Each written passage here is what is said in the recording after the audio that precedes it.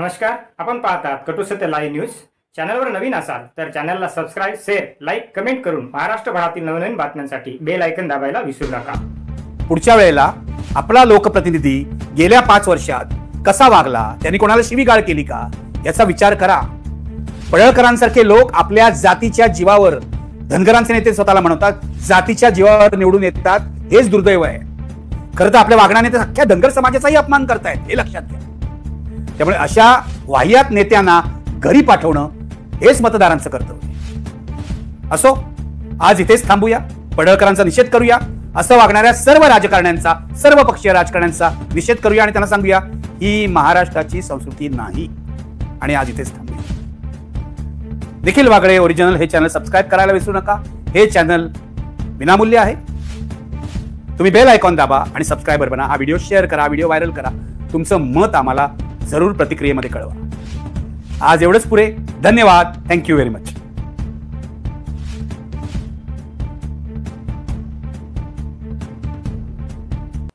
महाराष्ट्राची राजकीय संस्कृती किती रसातळाला जाते याची चर्चा आपण अनेक वेळा केलेली आहे. आता रसातळाकडे चाललेल्या या प्रवासामध्ये आणखी एक टप्पा गाठलेला आहे.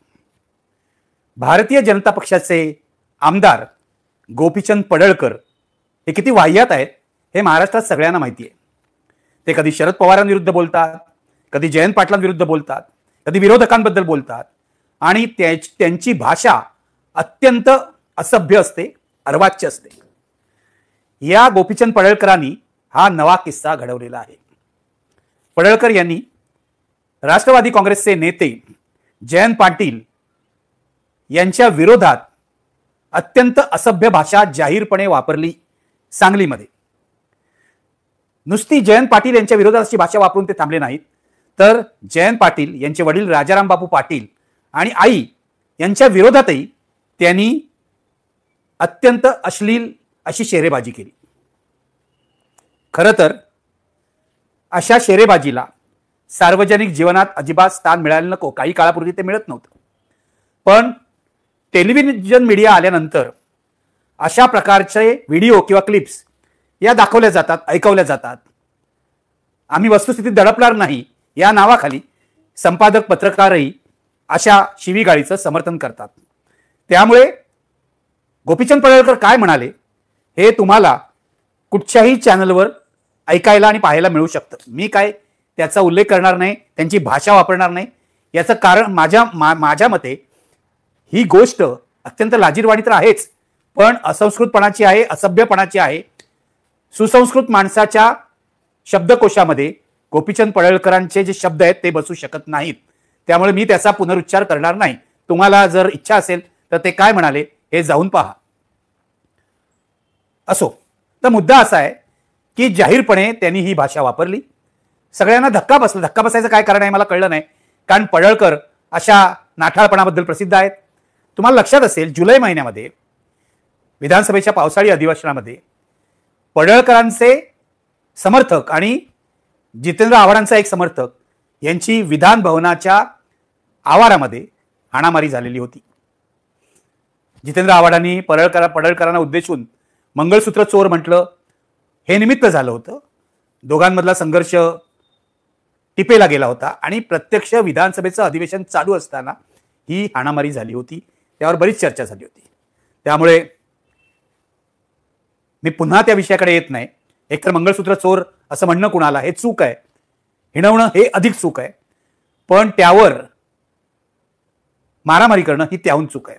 असो, तर सांगायचा हेतू हा की हे जे पडळकर आहेत ते काय प्रकारचे आमदार आहेत हे तुम्हाला कळावं. म्हणजे कळलेलंच असेल, मी काय सांगायची गरज नाही. तेव्हा जतचे ते आमदार आहेत. आता त्यांनी असभ्य भाषा वापरली. शरद पवारांनी फोन केला देवेंद्र फडणवीस यांना की तुमचा आमदार अशी असभ्य भाषा वापरतोय, त्याला आवरा. आज फडणवीस यांनी सांगितलं पत्रकारांना, हो पवारांचा मला फोन आला होता आणि मी पडळकरांना सांगितलेलं आहे की अशी भाषा वापरणं काही योग्य नाहीये. पण एवढं म्हणून फडणवीस थांबले नाहीत. ते असंही म्हणाले, पडळकर हे अत्यंत आक्रमक नेते आहेत आणि त्यांना उज्ज्वल भविष्य आहे वगैरे वगैरे. आता हे म्हणायची काय गरज होती मला कळलं नाही, पण फडणवीसांनी सांगितलं की पडळकरांना उज्ज्वल भविष्य आहे. पण ते जेव्हा अर्थाचा अनर्थ करणारी भाषा वापरतात तेव्हा त्याचे परिणाम त्यांच्या लक्षात येत नाहीत, ते त्यांनी लक्षात ठेवलं पाहिजे वगैरे वगैरे. फडणवीसांनी थेट समज दिलेली नाही हे लक्षात घ्या. जे लोक असं म्हणतात ना की फडणवीसांनी लगेच समज दिलेली नाही, ही काय समज देण्याची पद्धत नाही. समज म्हणजे एवढंच सांगायचं की तुम्ही जे बोललात ते अत्यंत आक्षेपार्ह आहे, असं वक्तव्य पुन्हा करू नका, कराल तर तुमच्या विरुद्ध पक्ष कारवाई करेल, अशी कडक भाषा देवेंद्र फडणवीस यांनी अजिबात वापरली नाही. पडळकरांनी नंतर पत्रकारांना सांगितलं, हो फडणवीसांचा मला फोन आला होता, त्यांनी सांगितलं अशी वक्तव्य करू नका, मी त्यांच्या सूचनांवर अंमल करीन वगैरे वगैरे. पण हे करताना पडळकर असं म्हणाले की जेव्हा मोदीजींच्या किंवा फडणवीसांच्या आईचा अपमान केला गेला तेव्हा शरद पवारांनी फोन केला नव्हता. म्हणजे बघा यांची खुमखुमी किती आहे. एक तर स्वतः एक चूक केलेली आहे, अत्यंत असभ्य भाषा वापरलेली आहे, त्याबद्दल माफी मागायला तर ते तयार नाहीत, पण वर प्रश्न विचारतायत की मोदीजींच्या आईला बिहारमध्ये शिवी देण्यात आली तेव्हा नाही शरद पवारांनी फोन केला. अरे जर मोदीजींच्या आईला कोणी बिहारमध्ये शिवी दिली असेल तर ते गैरच आहे, पण त्याचा शरद पवारांशी संबंध काय आहे. तुम्ही महाराष्ट्रातले आमदार आहात, तुम्ही शरद पवारांच्या पक्षाच्या वरिष्ठ नेत्याविरुद्ध शिवीगाळ केलेली आहे. शरद पवार दखल घेणारच, 100% घेणार. खरं तर दखल घेण्यापूर्वीच फडणवीसांनी समज द्यायला पाहिजे होती, पण फडणवीस ही समज देणार नाहीत. जी काय देतील ती वरवरची समज देतील हे मी तुम्हाला सांगतो. कारण गोपीचंद पडळकर हे फडणवीसांनीच पोचलेलं प्रकरण आहे. असे गुंड पोचलेले आहेत, गुंड प्रवृत्तीचे लोक फडणवीसांनी पोचलेले आहेत, ज्यांना कोणतीही संस्कृती नाही, ज्यांना लाजलज्जा नाही. मी तुम्हाला एक एक नावं सांगतो कोण कोण लोक आहेत. गोपीचंद पडळकर आणि त्यांचे साथीदार आहेत सदाभाऊ खोत. खरं तर सदाभाऊ खोत हे पूर्वी चांगले कार्यकर्ते होते. राजू शेट्टींबरोबर असताना ते भाजपमध्ये गेले, राज्यमंत्री झाले, त्यानंतर आमदार झाले आणि त्यांचं डोकं जे काय बिरबिरलं तेही हल्ली वाटेल ते बोलतात. या दोघांना जणू काय शरद पवार आणि पवार कुटुंबावर आणि काँग्रेस नेत्यांवर हल्ला करण्यासाठीच फडणवीसांनी नेमलेला आहे. हे दोघंही फडणवीसांच्या टीमचे सदस्य ते लक्षात घ्या. मी काय म्हणतोय, फडणवीस समज देणार नाहीत, दिली तरी वरवरची असेल. याचं कारण हे की फडणवीसांनी अशी माणसं गोळा केलेली आहेत. एकेकाळी तुम्हाला आठवत असेल की शरद पवारांचे सहकारी योग्य नाहीत अशी टीका महाराष्ट्रात होत होती. शरद पवारांचे सहकारी नेहमी त्यांना अडचणीत आणतात. आता फडणवीसांच्या सहकाऱ्यांविषयी तीच अवस्था आहे. बघा मी तुम्हाला सांगितलं गोपीचंद पडळकर, सदाभाऊ खोत, आणखी एक नाव सांगतो नितेश राणे. नितेश राणे यांचा सुद्धा वापर फडणवीस करतात हिंदू मुस्लिम तेढ वाढवण्यासाठी. नितेश राणे मुसलमानांविरुद्ध वाटेल ती विधानं करत फिरत असतात. त्यांच्या विरुद्ध अनेक FIR झालेले आहेत. पोलिसांनी त्या FIR नोंदून घेतला, पण पुढे काहीच कारवाई केलेली नाहीये. कारण नितेश राणे सुद्धा फडणवीसांच्या जवळ आहेत, निकटवर्तीय आहेत आणि त्यांना मुसलमानांना शिव्या देण्यासाठी फडणवीस वापरतात. पडळकर, सदाभाऊ खोत, नितेश राणे, आणखीन नावं सांगतो आमदार रवी राणा आणि त्यांच्या पत्नी नवनीत राणा, हे सुद्धा उद्धव ठाकरेंच्या विरोधात फडणवीसांनी पूर्वी सुद्धा वापरले. राम कदम यांचा सुद्धा वापर फडणवीसांनी केला. राम कदम हल्ली मागे मागे दिसतात. फडणवीसांची त्यांच्यावर खपामार्जी झाली आहे की काय मला माहित नाही, पण हल्ली ते बॅकफुटवर दिसतात. आणखीन दोन फडणवीसांचे शिलेदार आहेत, ते म्हणजे प्रवीण दरेकर आणि प्रसाद लाड. कुठेही अडचण आली तरी फडणवीस या दोघांना वापरतात. म्हणजे बघा ही सगळी माणसं मुळात भाजपची नाहीत, मुळात संघाची नाहीत, पण ही फडणवीसांची टीम आहे. म्हणजे जर फडणवीसांच्या वर्षा बंगल्यावर जमणारी टीम ही देवेंद्र फडणवीसांची टीम असेल, पत्रकारांविषयी म्हटलं जातं लष्करे देवेंद्र, ही जर पत्रकारांची टीम असेल तर ही एका अर्थाने लष्करे देवेंद्रच आहे. ही जी सगळी आमदारांची टीम आहे, भाजप कार्यकर्त्यांची टीम आहे. यामध्ये आणखी एक नाव मला घ्यायचं राहिलेलं आहे, ते म्हणजे चित्रा वाघ. चित्रा वाघ यांचं नाव सुद्धा देवेंद्र फडणवीसांच्या टीम मध्येच घ्यायला पाहिजे. आणि आणखीन एका बदमाशाचं नाव आहे, तो म्हणजे मोहित कंबोज. मोहित कंबोज या माणसाची राजकीय पार्श्वभूमी काय आहे हा संशोधनाचा विषय आहे. या माणसाला अनेक म्हणजे वर्षा गायकवाड असं म्हणतात की त्यांना 30हून अधिक SRSची कामं मिळाली आहेत. मला माहित नाही 30हून अधिक मिळाली आहेत की नाही, पण मोहित कंबोज यांच्यावर मुख्यमंत्री देवेंद्र फडणवीस यांची कृपादृष्टी आहे. आणि मध्यंतरी आर्यन खानचं जे प्रकरण घडलं होतं त्यामध्ये मोहित कंबोज यांना देवेंद्र फडणवीसांनी वापरलं होतं. तेव्हा अशी अत्यंत वाह्यात माणसं देवेंद्र फडणवीसांनी आपल्या भोवती गोळा केलेली आहे. त्यामुळे असं होतं की फडणवीसांची प्रतिमा स्वच्छ राहते. फडणवीसांना काही वाह्यातपणे बोलावं लागत नाही. ते कधी कधी बोलतात, आक्षेपार्ह बोलतात, पण यांच्यासारखं बोलत नाही.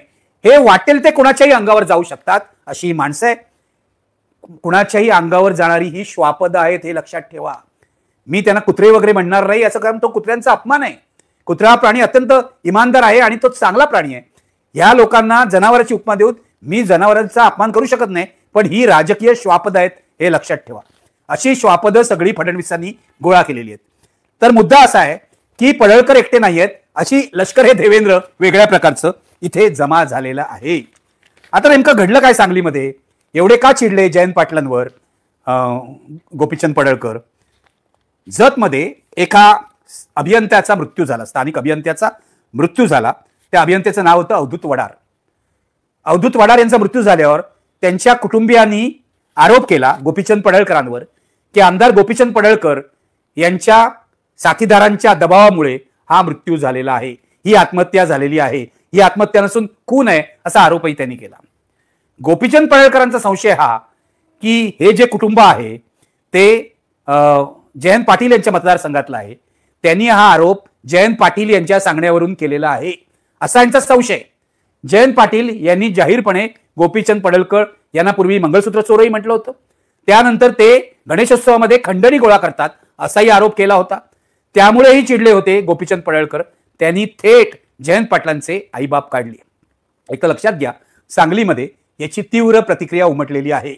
आज दिवसभर सांगलीमध्ये गोपीचंद पडळकरांचा निषेध होत होता वेगवेगळ्या मार्गाने. कोणी धरणं धरलं, कोणी निदर्शनं केली, निषेध होत होता.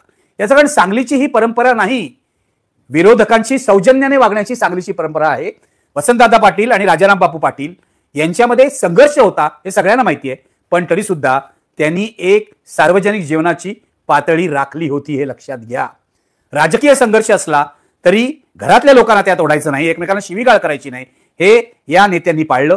पतंगराव कदम सुद्धा सांगलीतले आहेत, आता विश्वजित कदम आहेत किंवा इतर सांगलीतले जे नेते शिवाजीराव देशमुखांचं नाव घेता येईल, हे सगळे राजकारणामध्ये सभ्यपणे वागत होते. आणि लक्षात घ्या, सांगलीमध्ये विरोधी पक्षाचे जे नेते होते, संभाजी पवार आधी जनता पक्षात होते, नंतर ते भाजपमध्ये गेले, व्यंकप्पा पत्की, यांनी सुद्धा कधी टीका करताना, सत्ताधाऱ्यांवर टीका करताना कायम काँग्रेस विरुद्ध लढले, पण सत्ताधाऱ्यांवर टीका करताना पातळी कधी सोडली नाही. ही पातळी या गोपीचंद पडळकरांनी सोडली, म्हणून त्यांची दखल घ्यावी लागते. नाहीतर दखल घ्यावी याही पात्रतेचा हा माणूस नाहीये. माझं इतकंच म्हणणं आहे, गोपीचंद पडळकर स्वतःला धनगरांचे नेते म्हणवतात. 2014ला त्यांनी विधानसभेची निवडणूक लढली होती, ते हरले होते. त्यानंतर 2019ला ते भाजपमधून गेले वंचित बहुजन आघाडीत. प्रकाश आंबेडकरांनी त्यांना पहिली प्रतिष्ठा दिली आणि त्या निवडणुकीत ते हरले असले तरी 2.5-3 लाख मतं त्यांना मिळाली. ही धनगरांची मतं आहेत म्हणून त्यांची किंमत वाढली आणि ते धनगरांचे नेते झाले. त्यानंतर ते भाजपमध्ये गेले, फडणवीसांनी त्यांना आश्रय दिला, त्यांना विधानसभेचा आमदार केलं आणि आता परवाच्या निवडणुकीमध्ये 24 सालच्या ते निवडून आलेले आहेत जत म्हणून. तेव्हा मुद्दा असा आहे की या पडळकरांना फडणवीसांनीच पाळलेला आहे, त्यांनीच पोचलेला आहे आणि तेच त्यांना मोठं करतायत. तेव्हा हे जे काय महाराष्ट्राच्या राजकारणाची अधोगती आहे त्याच्यामध्ये फडणवीसांचं योगदान मोठं आहे, हे आपण विसरता कामा नये. आणि हे कधीपासून सुरू झालंय महाराष्ट्रामध्ये? 2014च्या पूर्वी महाराष्ट्रात शिवीगाळ करणारे राजकारणी नव्हते का? होते, पण अपवादाने होते. सार्वजनिक आयुष्यामध्ये किंवा व्यासपीठावरून विरोधकांना शिवीगाळ करणारे नेते किती होते? अगदी यशवंतराव चव्हाणांपासून आपण मोजले तरी फार नावं घेता येणार नाही. एक नाव घेता येईल, शिवसेना प्रमुख बाळासाहेब ठाकरेंचं. बाळासाहेब ठाकरे आपल्या विरोधकांची कसल्याही भाषेमध्ये, अश्लील भाषेमध्ये शिवीगाळ करून चेष्टा करायचे, हे खरं आहे. त्याला ठाकरी भाषा असं म्हटलं जायचं, परंतु ते सुद्धा चूकच होतं हे लक्षात घ्या. बाळासाहेब ठाकरे यांची भाषा, त्यांची पद्धत अत्यंत चूक होती. ठाकरी भाषेचं समर्थन महाराष्ट्रातल्या मध्यमवर्गीयांनी अनेक वर्ष केलं, तेही चूक होतं. तेव्हा बाळासाहेब ठाकरे होते, पण इतर नेते अशा प्रकारची भाषा कधी वापरायची नाहीत. गोपीनाथ मुंडेंनी ही भाषा वापरली नाही, प्रमोद महाजनांनी वापरली नाही, शरद पवारांनी तर वापरायचा प्रश्नच येत नाही. शरद पवार विरोधकांशी अत्यंत सभ्यपणे वागतात, जयंत पाटीलही सभ्यपणे वागतात. अजित पवार तोंडाला येईल ते बोलत असतील, पण तरी सुद्धा बड्या बड्या नेत्यांविषयी बोलताना ते सुद्धा सांभाळून बोलतात, हे लक्षात घ्या. ते कार्यकर्त्यांना वाटेल ते बोलतात, ते पोलीस अधिकाऱ्यांना वाटेल ते बोलतात. त्यांनी शरद पवारांविरुद्ध सुद्धा वाटेल ती टीका केली आहे. मला माफ करा, मला एकदम डोक्यातून गेलं, पण एकदा टीका केलेली आहे वाटेल ती त्यांच्या अंगाशी आलेली आहे. तेव्हा मी अजित पवारांचा अपवाद करतो, पण अजित पवार सोडले तर असे नेते महाराष्ट्रात नाही. 2014 नंतर ही विकृती आली. पडळकर ही विकृती आहे, सदाभाऊ खोत ही विकृती आहे. मी ज्यांची नावं घेतली ती संस्कृती नसून विकृती आहे, लक्षात घ्या. आणि ही विकृती संघाच्या परंपरेत बसते का, हा मला फडणवीसांना प्रश्न विचारायचा. बसते काही सांगा. 2014च्या पूर्वी सुद्धा काही नेते शिवीगाळ करत असतील, पण काँग्रेसची ही परंपरा आहे असं कोणी म्हणणार नाही. काँग्रेस नेत्यांनी याचं कधी समर्थन केलं नाही.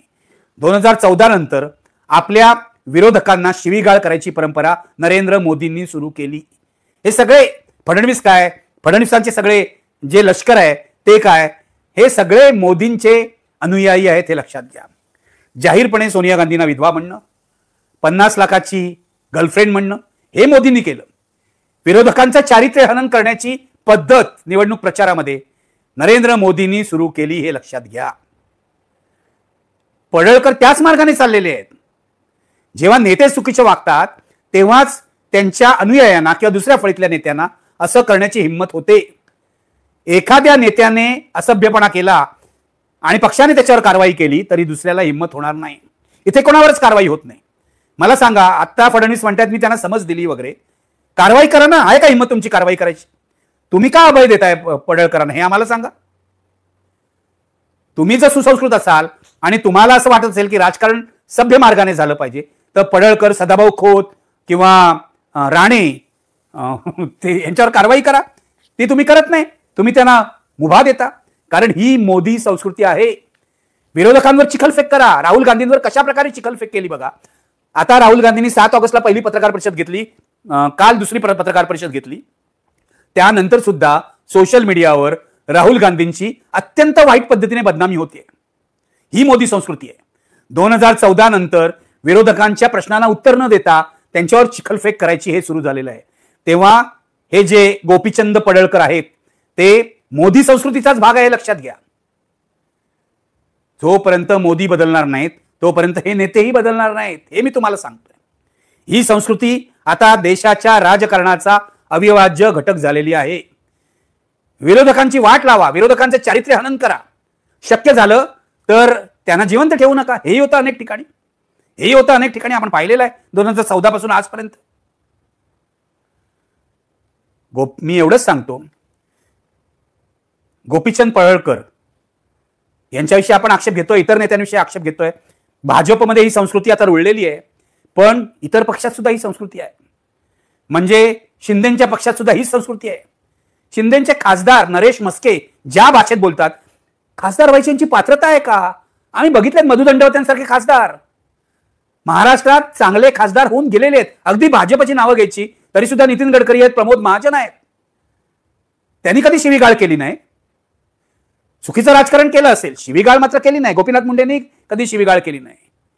नरेश म्हस्के ठाण्याहून निवडून आले. कसे निवडून आले, त्यांना का मतं देतात लोक, हा खरा प्रश्न आहे. पण हे जे पडळकर किंवा यासारखे विकृत नेते आहेत, वेगवेगळ्या पक्षात आहेत. संजय राऊत यांच्या भाषेलाही अनेकदा आक्षेप घेतला जातो आणि तो योग्य आहे असं मला वाटतं. संजय राऊत तर संपादक आहेत, त्यांच्याकडे शब्दसंपदा आहे. काही काळ मला असं वाटत होतं ज्यांच्याकडे शब्दसंपदा नसते ते शिव्यांवर उतरतात, पण संजय राऊत सुद्धा शब्दसंपदा असून सुद्धा शिव्यांवर उतरतात. ते गैर आहे हे संजय राऊतांना सुद्धा सांगितलं पाहिजे. तुमच्याकडे जर योग्य शब्द असतील तर तुम्ही सभ्यपणे ते वापरा. लोकांना शिवीगाळ करू नका. आज तुम्ही शिवीगाळ करता, उद्या तुमची मुलं शिवीगाळ करतील. समाज असाच अधोगतीकडे प्रवास करत जातो, हे विसरू नका. मला शेवटचा मुद्दा मांडायचा आहे की पडळकर सारखी जी माणसं आहेत, नितेश राणे सारखी जी माणसं आहेत, यांना जे मतं देतात त्यांना मला विचारायचं आहे की तुम्हाला असाच लोकप्रतिनिधी हवा होता का? गुंड, मवाली, वाह्यात असाच लोकप्रतिनिधी हवा होता का? याचा विचार करा. कारण हे राजकारणी जेवढे जबाबदार आहेत अधोगतीला, त्यापेक्षा अधिक मतदार जबाबदार आहेत असं माझं म्हणणं आहे. अशा वाह्यात लोकप्रतिनिधींना मतं देणं ही सगळ्यात मोठी चूक आहे लोकशाहीत, सगळ्यात मोठी चूक आहे. तेव्हा पुढच्या वेळेला आपला लोकप्रतिनिधी गेल्या 5 वर्षात कसा वागला, त्यांनी कोणाला शिवीगाळ केली का, याचा विचार करा. पडळकरांसारखे लोक आपल्या जातीच्या जीवावर, धनगरांचे नेते स्वतःला म्हणतात, जातीच्या जीवावर निवडून येतात, हेच दुर्दैव आहे. खरं तर आपल्या वागण्याने तर अख्ख्या धनगर समाजाचाही अपमान करतायत, हे लक्षात घ्या. त्यामुळे अशा वाह्यात नेत्यांना घरी पाठवणं हेच मतदारांचं कर्तव्य आहे. पडळकरांचा निषेध करूया. असं वागणाऱ्या सर्व राजकारण्यांचा, सर्व पक्षीय राजकारण्यांचा निषेध करूया आणि त्यांना सांगूया ही महाराष्ट्राची संस्कृती नाही. पात्रा निर्भीड सत्य अर्थात सर्वसामान्यांचे व्यासपीठ, आपल्या सर्वांच्या हक्काचे चॅनल कटू सत्य लाईव्ह न्यूज. धन्यवाद.